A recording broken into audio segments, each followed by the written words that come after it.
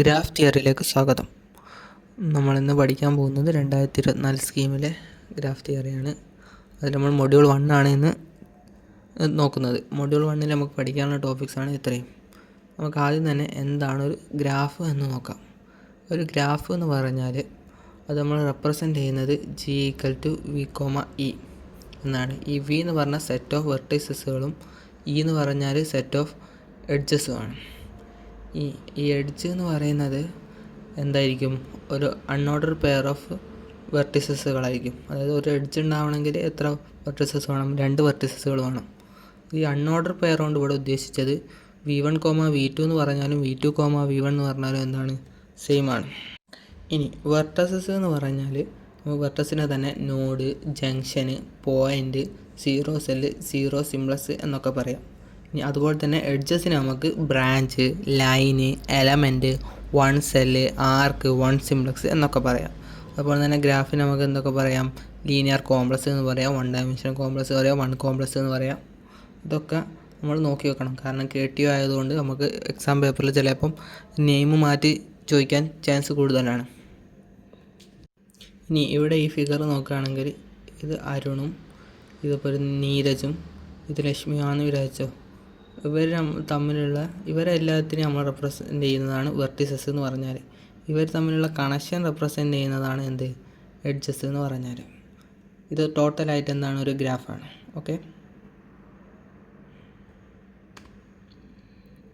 ഇനി ഈ ഫിഗറിലേക്ക് നോക്കിയാൽ ഇതിലേതൊക്കെയാണ് വെർട്ടിസസുകൾ? V1, V2, V3, V4. അതുപോലെ തന്നെ എഡ്ജസ് ഏതൊക്കെയാണ്? E1, E2, E3, E4. അതുപോലെ തന്നെ ഇവിടെ വെർട്ടിസസുകൾ ഏതൊക്കെ? V1, V2, V3, V4. അതുപോലെ തന്നെ edges E1, E2, E3, E4. ഇനി നമ്മൾ എപ്പോഴും ശ്രദ്ധിക്കേണ്ട ഒരു കാര്യമാണ്, ഒരു ഗ്രാഫ് എന്ന് പറഞ്ഞാൽ എഡ്ജസ് വേണമെങ്കിൽ നള്ളാവാം, അതായത് ഇല്ലാതിരിക്കാം. പക്ഷേ വെർട്ടിസസ് എന്തായാലും ഒരു വെർട്ടിസസ് എന്തായാലും ഉണ്ടാവും. അപ്പോൾ അതിൻ്റെ ഒരു എക്സാമ്പിളാണ് ഇവിടെ കാണിച്ചിരിക്കുന്നത്. ഇവിടെ വെർട്ടിസസ് പറഞ്ഞാൽ V1, എഡ്ജസുകൾ ഇല്ല.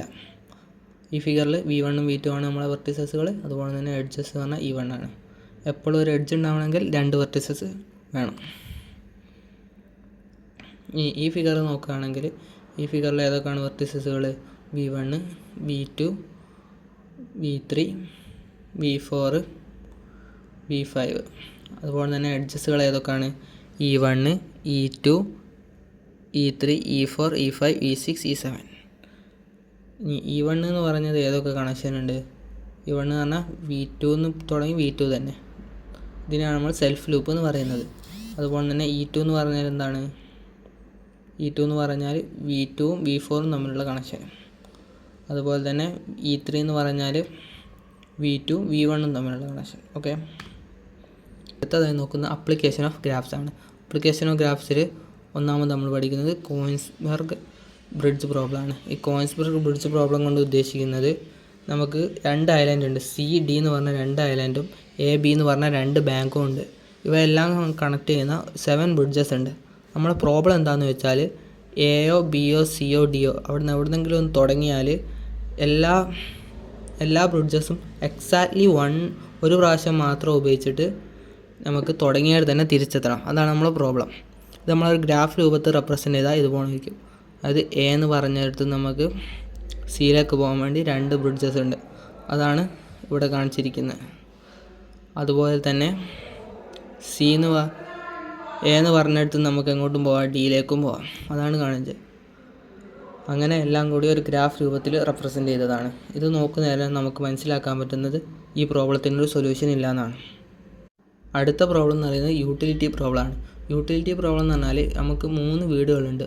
H1, H2, H3 എന്ന് പറഞ്ഞ 3 വീടുകളാണുള്ളത്. ആ 3 വീടുകളിലേക്ക് നമുക്ക് വാട്ടറും ഗ്യാസും ഇലക്ട്രിസിറ്റിയും എത്തിക്കണം. പക്ഷേ ഇങ്ങനെ കണക്ഷൻ ചെയ്യുന്ന നേരം അത് രണ്ടും ക്രോസ് ഓവർ ചെയ്യാൻ പാടില്ല എന്നുള്ളതാണ് നമ്മുടെ പ്രോബ്ലം. ഇത് നോക്കുന്ന നേരം നമുക്ക് ഇമ്പോസിബിൾ ആണെന്നാണ് നമുക്ക് മനസ്സിലാക്കാൻ പറ്റുന്നത്. ഇനി അടുത്ത പ്രോബ്ലം എന്ന് പറഞ്ഞാൽ സീറ്റിംഗ് പ്രോബ്ലമാണ്. ഒരു സീറ്റിംഗ് പ്രോബ്ലം നമ്മളെ പ്രോബ്ലം എന്താണെന്ന് വെച്ചാൽ 9 മെമ്പേഴ്സ് ഉണ്ട്. ഒരു റൗണ്ടർ ടേബിളിൻ്റെ ചുറ്റും ഇരിക്കുകയാണ്. അങ്ങനെ ഫസ്റ്റ് ഡേ ഇപ്പോൾ 9ൻ്റെ ചുറ്റും 1ഉം 8ഉം ആണ് ഉള്ളതെങ്കിൽ അടുത്ത ദിവസം വരും നേരം 9ൻ്റെ നൈബേഴ്സായിട്ട് 1ഉം 8ഉം പാടില്ല. അങ്ങനെ എത്ര ദിവസം വരെ ഇരിക്കാൻ പറ്റുമെന്നാണ് ഇവിടെ നമ്മളോട് ചോദിച്ചിരിക്കുന്നത്. അതിൻ്റെ ആൻസർ നമുക്ക് കിട്ടുന്നത് 4 ആണ്. അതിൽ ഗ്രാഫ് റെപ്രസെൻ്റ് ചെയ്തതാണ് ഈ ഫിഗർ കാണുന്നതാണ് അതിൻ്റെ ഗ്രാഫിക്കൽ റെപ്രസെൻറ്റേഷൻ. ഇനി ഇവിടെ നമുക്ക് പ്രോബ്ലം സോൾവ് ചെയ്യാൻ വേണ്ടി ഒരു സിമ്പിൾ ഇക്വേഷൻ ഉണ്ട്. അതായത് n ഓഡ് ആണെങ്കിൽ n-1/2 അതുപോലെ തന്നെ n ഈവൻ ആണെങ്കിൽ n-2/2 ആണ്. നമുക്കിപ്പോൾ n എന്ന് പറഞ്ഞാൽ ഇവിടെ എന്താണ് 9 ആണ്. അപ്പോൾ 9-1/2 അതായത് എത്ര വരും? 4 അല്ലേ. 9-1 എന്ന് പറഞ്ഞാൽ 8, 8/2 എന്ന് പറഞ്ഞാൽ എന്താ 4. ഓക്കെ. ഇനി നമ്മൾ അടുത്തതായി നോക്കാൻ പോകുന്നത് ഫൈനൈറ്റ് ആൻഡ് ഇൻഫൈനൈറ്റ് ഗ്രാഫ്സ് ആണ്. ഫൈനൈറ്റ് ഗ്രാഫ്സ് എന്ന് പറഞ്ഞാൽ അതിൽ നമ്പർ ഓഫ് വെർട്ടിസസും നമ്പർ ഓഫ് എഡ്ജസും എന്തായിരിക്കും? ഫൈനൈറ്റ് ആയിരിക്കും. അതായത് നമുക്ക് എണ്ണി തിട്ടപ്പെടുത്താൻ പറ്റുന്നതായിരിക്കും. ഇൻഫൈനൈറ്റ് എന്ന് പറഞ്ഞാൽ നേരെ ഓപ്പോസിറ്റ്, എത്ര വേണമെങ്കിലും വരാം, നമുക്ക് എണ്ണി കണ്ടുപിടിക്കാൻ പറ്റണമെന്നില്ല. ഇനി നമ്മൾ നോക്കേണ്ട കാര്യമാണ് ഓർഡർ ഓഫ് ഗ്രാഫ് എന്ന് പറഞ്ഞാൽ നമ്പർ ഓഫ് വെർട്ടിസസ് ആണ്. അതുപോലെ തന്നെ സൈസ് ഓഫ് ഗ്രാഫ് എന്ന് പറഞ്ഞാൽ എന്താണ്? നമ്പർ ഓഫ് എഡ്ജസ് ആണ്. ഇനി സെൽഫ് ലൂപ്പ് എന്താണെന്ന് നോക്കാം. സെൽഫ് ലൂപ്പ് എന്ന് പറഞ്ഞാൽ ഒരു എഡ്ജ് തന്നെ അതിൻ്റെ ഒരു എഡ്ജ് എന്ന് പറഞ്ഞാൽ ഞാൻ നേരത്തെ പറഞ്ഞിരുന്നല്ലോ, ഒരു എഡ്ജ് ഉണ്ടാവണമെങ്കിൽ എത്ര വെർട്ടിസസ് വേണം? 2 വെർട്ടിസസ് വേണം. അതായത് ഒരു വെർട്ടിസസ് തന്നെ, അതായത് അതിൻ്റെ 2 വെർട്ടിസസും സെയിം ആണെങ്കിൽ അത് നമ്മൾ എന്ത് പറയും? സെൽഫ് ലൂപ്പ് എന്ന് പറയും. ഈ ഫിഗറിൽ ഇപ്പോൾ E1 എന്ന് പറയുന്നത് എന്താണ്? ഒരു സെൽഫ് ലൂപ്പാണ്. ഇനി അടുത്തത് പാരലൽ എഡ്ജ് എന്താ, മൾട്ടിപ്പിൾ എഡ്ജ് എന്താണെന്ന് നോക്കാം. പാരലൽ എഡ്ജ് എന്ന് പറഞ്ഞാൽ ഇപ്പോൾ ഈ ഫിഗറിൽ നോക്കിയാൽ E4ഉം E5ൻ്റെയും വെർട്ടിസസുകൾ എന്താണ്? സെയിം ആണ്. അങ്ങനെയുള്ള എഡ്ജസുകളെയാണ് നമുക്ക് പറയാൻ പറ്റുന്നത് parallel edges or multiple edges. ഈ ഫിഗറിൽ ഇപ്പോൾ E4 E5 എന്താണ്? പാരലൽ എഡ്ജസ് ആണ്. ഇനി സിമ്പിൾ ഗ്രാഫ് എന്ന് പറഞ്ഞാൽ അതിൽ സെൽഫ് ലൂപ്പും ഉണ്ടാവില്ല, അതുപോലെ തന്നെ എന്തുണ്ടാവില്ല? പാരലൽ എഡ്ജസും ഉണ്ടാവില്ല. ഇനി അടുത്തത് മൾട്ടി ഗ്രാഫ് എന്ന് പറഞ്ഞാൽ അതിൽ ലൂപ്പുകളൊന്നും ഉണ്ടാവില്ല, അതുപോലെ തന്നെ അതിലെന്തുണ്ടാവും? Parallel edges or multiple edges ഉണ്ടാവും. അങ്ങനത്തെ ഗ്രാഫിനാണ് നമ്മൾ എന്ത് പറയുന്നത്? മൾട്ടിപ്പിൾ ഗ്രാഫ് എന്ന് പറയുന്നത്. ഈ ഫിഗർ നോക്കുകയാണെങ്കിൽ ഇത് രണ്ടും ഒരു സിമ്പിൾ ഗ്രാഫിന് എക്സാമ്പിളാണ്. നമ്മൾ ശ്രദ്ധിക്കേണ്ടത് ഗ്രാഫ് എന്ന് പറഞ്ഞാൽ എപ്പോഴും സ്ട്രെയിറ്റ് ലൈൻ മാത്രമല്ല, നമുക്ക് വേണമെങ്കിൽ കർവ് ചെയ്തും വരയ്ക്കാം. എപ്പോഴും സെയിം തന്നെയാണ് ഫിഗർ. ഇനി നമുക്ക് സ്യൂഡോഗ്രാഫ് എന്താണെന്ന് നോക്കാം. സ്യൂഡോഗ്രാഫ് എന്ന് പറഞ്ഞാൽ അതിൽ മൾട്ടിപ്പിൾ എഡ്ജസും ഉണ്ടാവും, അതുപോലെ തന്നെ ലൂപ്പും ഉണ്ടാവും. അങ്ങനെയുള്ള ഗ്രാഫുകളെയാണ് നമ്മൾ എന്താ പറയുക? സ്യൂഡോഗ്രാഫ് എന്ന് പറയുന്നത്. ഇനി ട്രൈവൽ ഗ്രാഫ് എന്ന് പറഞ്ഞാൽ എക്സാക്ട്ലി 1 വെർട്ടെക്സ് മാത്രമേ ഉണ്ടാവും, എഡ്ജസ് ഉണ്ടാവില്ല. അതിനാണ് എന്ത്? ട്രിവിയൽ ഗ്രാഫ് എന്ന് പറയുന്നത്. ഇനി നൾ ഗ്രാഫ് എന്ന് പറഞ്ഞാൽ വെർട്ടെക്സുകളും ഉണ്ടാവും, പക്ഷേ എഡ്ജസുകൾ തീരെ ഉണ്ടാവില്ല. അതാണ് നൾ ഗ്രാഫ് എന്ന് പറയുന്നത്. ഇനി അടുത്തത്, ഇനി ഈ ഫിഗർ നോക്കുകയാണെങ്കിൽ E1ഉം V1ഉം അല്ലെങ്കിൽ E1ഉം V2ഉം എന്താണ്? ഇൻസിഡൻറ്റ് വിത്ത് ഈച്ച് അതർ എന്ന് പറയാൻ പറ്റും. അതായത് രണ്ടും നമ്മൾ കണക്ഷൻ ഉണ്ടെങ്കിൽ നമുക്ക് ഇൻസിഡൻറ്റ് വിത്ത് ഈച്ച് അതർ എന്ന് പറയാൻ പറ്റും. ഇനി 2 എഡ്ജസുകൾ എപ്പോഴാണ് ഒരു അഡ്ജസെൻ്റ് എന്ന് പറയാൻ പറ്റുക നോക്കാം. 2 എഡ്ജസുകൾ അഡ്ജസെൻ്റ് എന്ന് പറയുന്നത് രണ്ടിനുമായിട്ട് ഒരു കോമൺ വെർട്ടിസ് ഉണ്ടാവും. ഈ ഫിഗറിലാകുമ്പോൾ V2 എന്ന് പറഞ്ഞ കോമൺ വെർട്ടിസസിൻ്റെ ഈ E1നും E2നും കോമൺ ആണ്. അപ്പോൾ അതിന് നമുക്ക് എന്താ പറയുക? E1ഉം E2ഉം അഡ്ജസെൻ്റ് ആണെന്ന് പറയാം. അതുപോലെ തന്നെ ഇനി വെർട്ടിസസുകൾ എപ്പോഴാണ് അഡ്ജസെൻ്റ് എന്ന് പറയുന്നതെന്ന് വെച്ചാൽ they are end vertices of same edge, അതായത് സെയിം എഡ്ജിൻ്റെ എൻഡ് വെർട്ടിസസ് ആയി. ഈ ഫസ്റ്റത്തെ ഫിഗറിൽ നോക്കുകയാണെങ്കിൽ V1ഉം V2ഉം എന്താണ്? അഡ്ജസെൻ്റ് ആണെന്ന് നമുക്ക് പറയാൻ വേണ്ടി പറ്റും. ഇനി ഡിഗ്രി എന്ന് പറഞ്ഞാൽ നമ്പർ ഓഫ് എഡ്ജസുകളെയാണ് എന്ത് പറയുന്നത്? ഡിഗ്രി എന്ന് പറയുന്നത്. പക്ഷേ നമ്മളിവിടെ നോക്കുന്നേരം സെൽഫ് ലൂപ്പിനെ നമ്മൾ കൗണ്ട് ചെയ്യുന്നത് ടൈസ് ആയിട്ടാണ്, അതായത് 2 ആയിട്ടാണ് കൂട്ടുക. അതായത് ഈ V1 എന്ന് പറഞ്ഞ ഇതിൻ്റെ ഡിഗ്രി എന്ന് പറഞ്ഞാൽ എന്താണ്? എത്ര കണക്ഷൻ ഉണ്ട്, എത്ര എഡ്ജസ് ഉണ്ടെന്ന് നോക്കാം. അപ്പം 1, 2 അതുപോലെ തന്നെ 3. അപ്പം V1 എന്ന് പറയുന്നതിൻ്റെ എന്താണ്? 3 ആണ് ഡിഗ്രി എന്ന് പറയുന്നത്. ഇനി V2ൻ്റെ കേസ് നോക്കുന്ന നേരം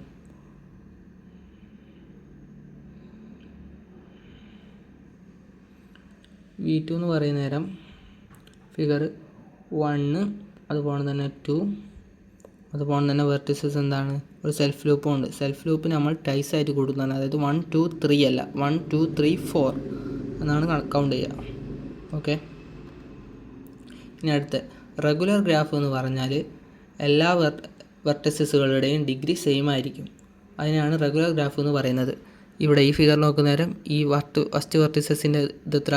1 2. അതുപോലെ തന്നെ ഇവിടെ എന്താ 1 2.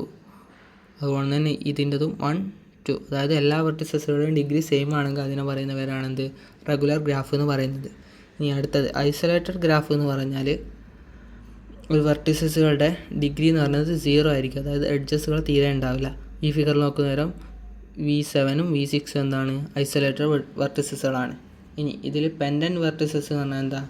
ഡിഗ്രി എന്ന് പറഞ്ഞാൽ എക്സാക്ട്ലി 1 ആയിരിക്കും. അപ്പോൾ ഈ V5 എന്ന് പറഞ്ഞതിൻ്റെ ഡിഗ്രി നോക്ക്, ഒരു കണക്ഷൻ മാത്രമല്ലേ ഉള്ളൂ. അതിനാണ് നമ്മൾ പെൻഡൻറ്റ് വെർട്ടിസസ് എന്ന് പറയുന്നത്. ഇനി സീരീസ് എഡ്ജസ് എന്ന് പറഞ്ഞാൽ എന്താ? ഇവിടെ ഈ ഫിഗറിൽ E2ഉം E3ഉം നോക്കുക. E2 E3ൻ്റെയും വെർട്ടിസസ് ആണ് V2.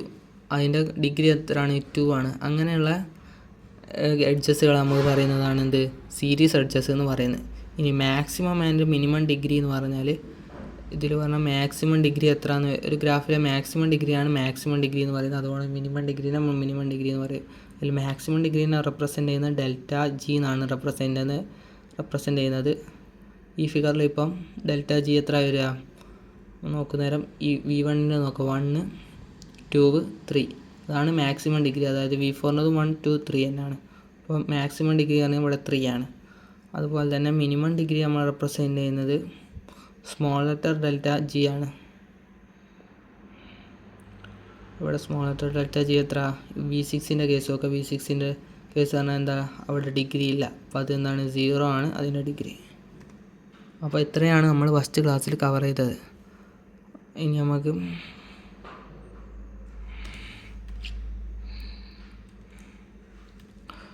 ഇന്ന് എന്തൊക്കെ കവർ ചെയ്തെന്ന് നമുക്ക് വേണമെങ്കിൽ നോക്കാം.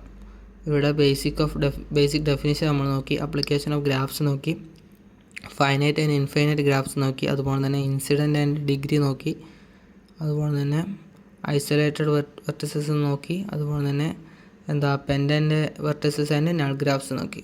ഇനി അടുത്തൊരു ക്ലാസ്സായി നമുക്ക് വീണ്ടും കാണാം. അതുവരെ ബൈ.